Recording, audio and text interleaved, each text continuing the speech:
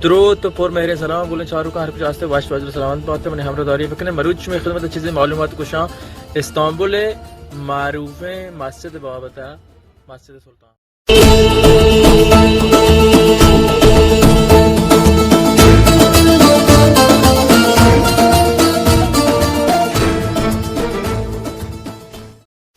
استانبول شهر مسجد چه پر رین هر کجام نمیگه که چمان شانگ بده یک دولداره مسجد چمان دیما ظاهر بی پمیش که استانبول مسجدان شهر لقب ده بوده که 3000 مسجد چه برز ایده موجوده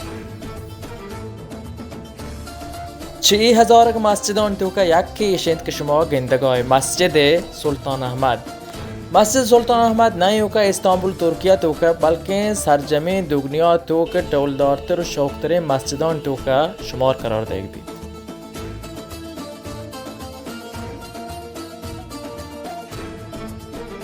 این مسجد 415 ساله چه پیسر بزان که 1619 میلادی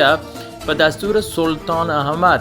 عثمانی خلافت زمانه بنده بوده که سلطان احمد عثمانی 14می نامدار سلطانه مسجد में استانبول शहर सुल्तान फातेह इलाके तो का एक बुर्जे जगह बंदा गुता के